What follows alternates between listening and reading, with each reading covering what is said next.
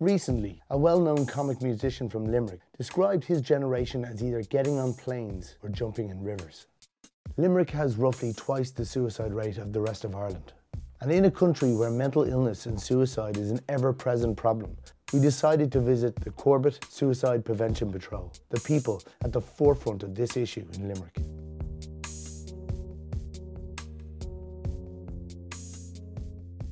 We kicked off is basically a couple of lads walking around in high-vis vests, getting out of their cars and working out of the boot of the car.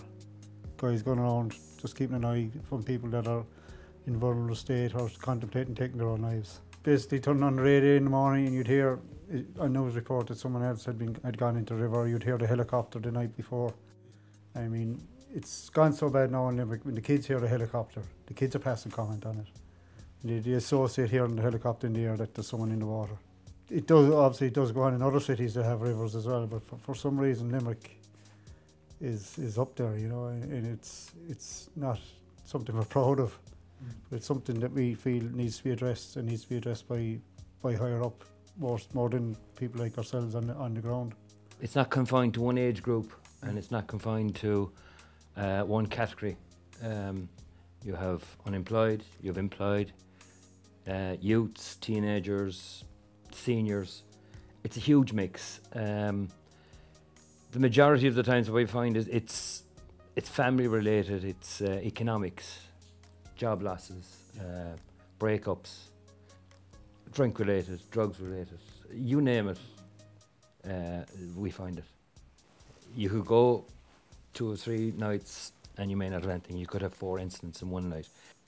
You can't actually put a time on it.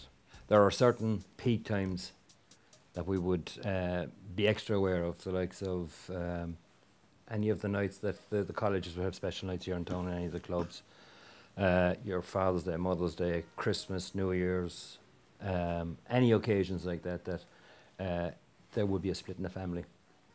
That is what we would class as an extra strong hard area. In 2015, we had 134 interventions. For Christmas, we do the 12 nights of Christmas. We do 12 straight nights right through because it's a crazy time of year. It's a tough time of year for a lot of people. This Christmas, we had 6 interventions in the 12 nights. The previous Christmas, we had 16 in 12 nights. So since October 2012, we're nearly hitting 400 interventions.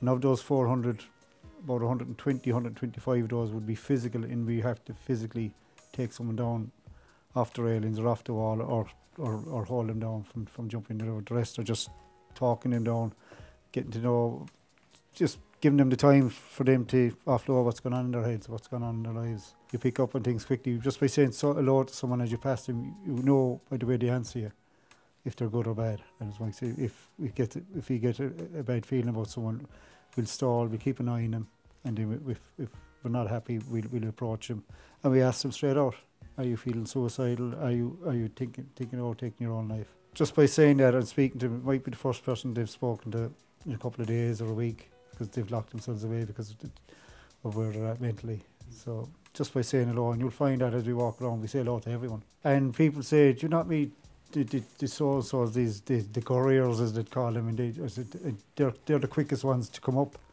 and approach you and shake your hand and thank you, because a lot of them have been affected by suicide.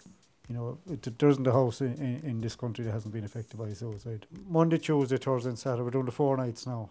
Our aim, hopefully as we go on, is to be out there 7 nights, but that will depend on getting more numbers in. It's either sponsored or voluntary funds gathered by different, you can see there's checks there from different clubs, cycling clubs, golf clubs, that run events, even down to the local school. The latest one was the school. Local school did a walk last Friday morning at 7:30 and did a 5k walk around the river just for the kids. They were covering stuff in mental health in the school that week. And the kids got together themselves and said, right, we'll do it for CSPP and we'll walk the river, we'll do the area day patrol. And they rang us back the day they had a check for nearly €400 for us just by a group of kids going out and walking at 7:30 in the morning before school. There's no government funding. It doesn't exist. Every item that you see here has been either donated or fundraised for by Joe Public. We've had nothing from government, either national or local. There's an election coming up, and I've been drumming it home already to people. So look, I say, they can come knocking at your door, ask them their stance on mental health, what they're going to do for mental health. It's not just about us, it's about every organisation that's involved in mental health. There's not enough being done. You know, so it's been brushed under the carpet way too long now. We've seen so much different things in Limerick that we never knew existed till we started patrolling. Like, I mean, we've seen so many funny things as well. Oh.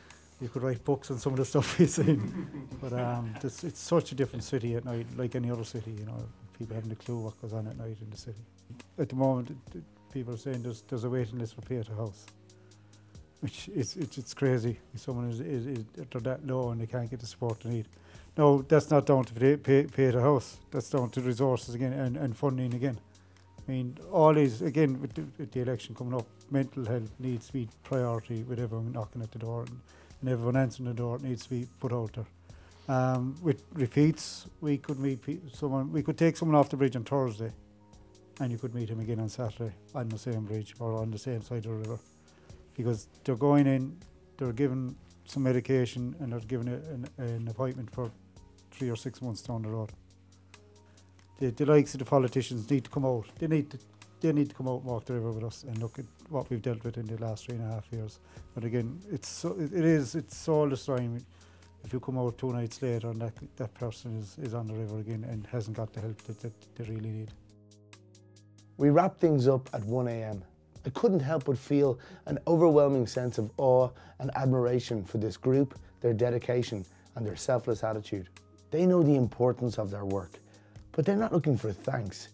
They just want to help those who need it and create an awareness that mental health is a national problem that needs to be taken more seriously by the powers that be.